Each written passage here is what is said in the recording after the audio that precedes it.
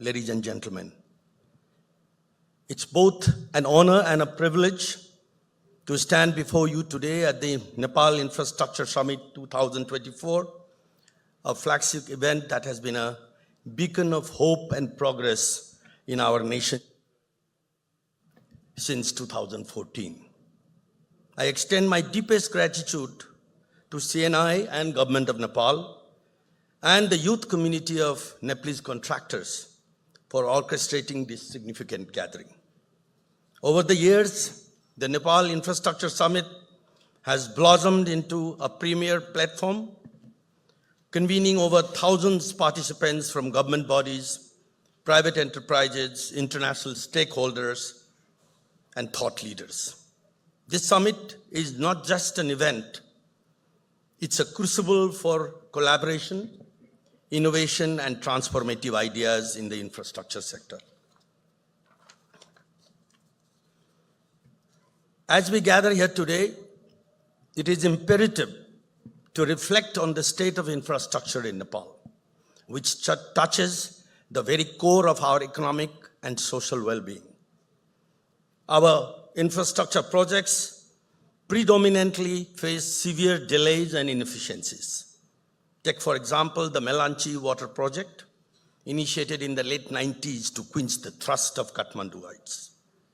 Similarly, the Butwal Narayanghat and Bhaktapur Dhulikhail road, crucial for improving transportation and trade routes, face ongoing delays, leading to traffic congestion and higher transportation cost and loss of productivity.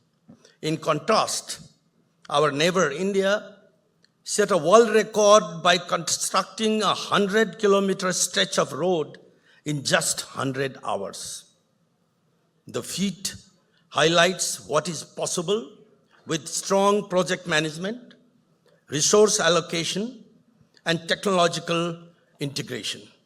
Nepal must take inspiration from these examples to improve its infrastructure delivery mechanism and stay competitive. On a positive note, however, we do have success stories.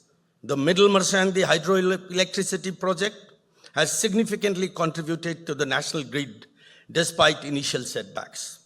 Projects like Arun 3 are progressing well. The other mega projects like the Pancheshwar and the Karnali basins should be prioritized as they hold the key to closing our energy infrastructure gap. The contrasting outcomes of these projects offer valuable lessons. The failure of timely execution, as seen with Melanchi, alongside delays in major road projects, emphasizes the urgent need to reform in our project development modalities.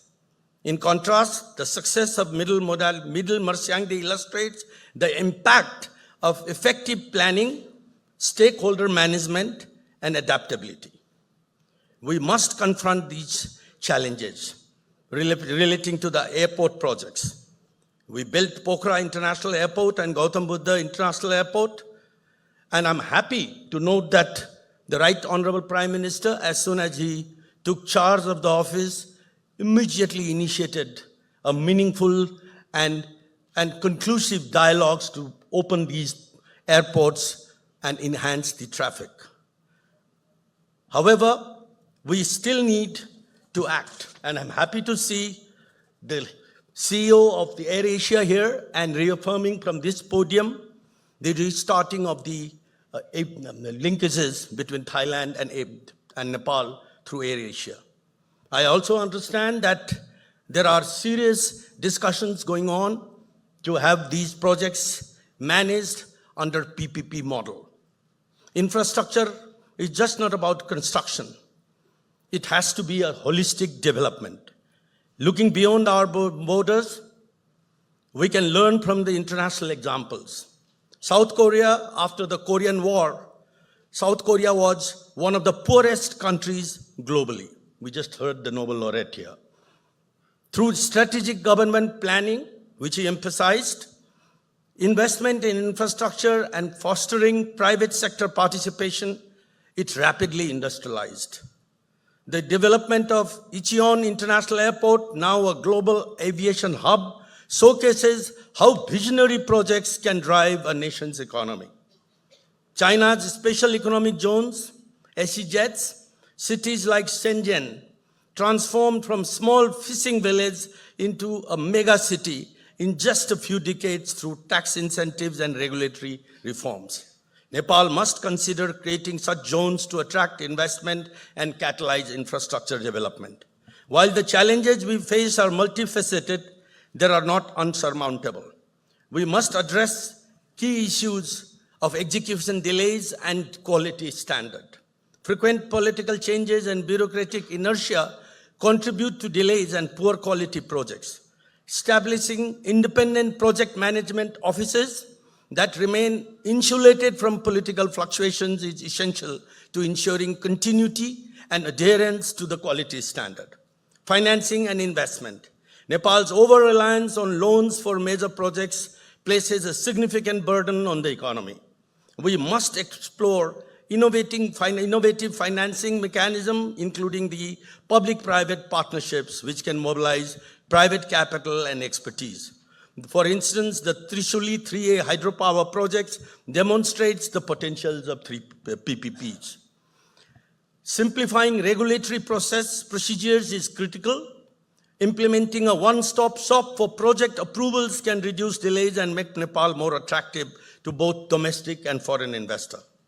Infrastructure projects should be developed holistically. For instance, while we have increased hydropower production, the lack of adequate transmission line hinders efficient electricity distribution. Similarly, our airports cannot reach full capacity without proper air routes agreement and supporting facilities. And that's why privatization of the airport under public-private partnership for management.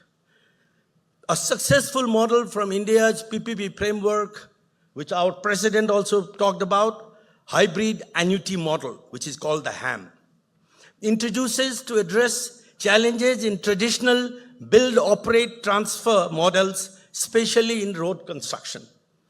In HAM, the government contributes 40% upfront during the construction, while the private developer finances the remaining 60% through equity and debt.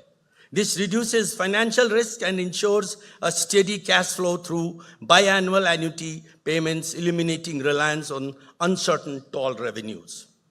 Nepal can benefit from adopting HAM, particularly for road infrastructure along the key routes between India and China.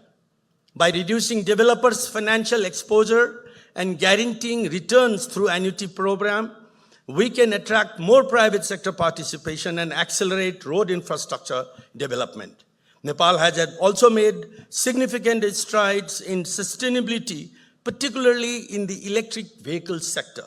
Between 2020 to 23, and Nepal saw a 245% increase in the EV imports, with 80% of the private vehicle imports now electric.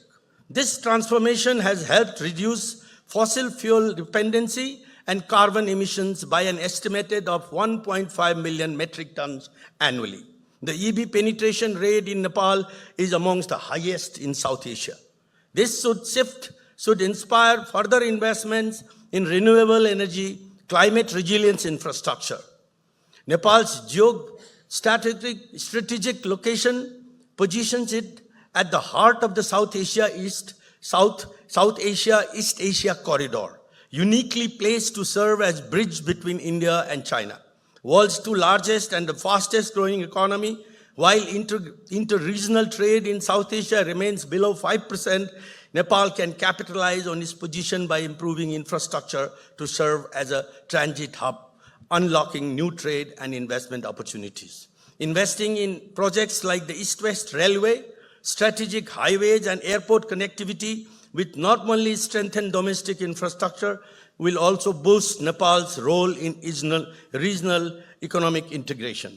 Our focus must extend to airport infrastructure, which is critical to facilitating tourism.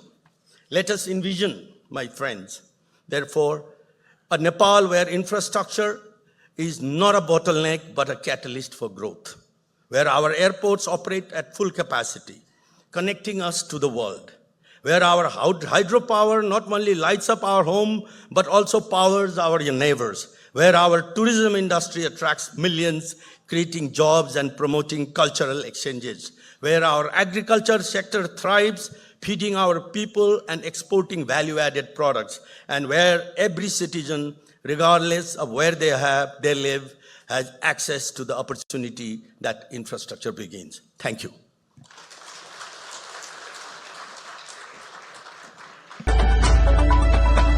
nepalkhabar.com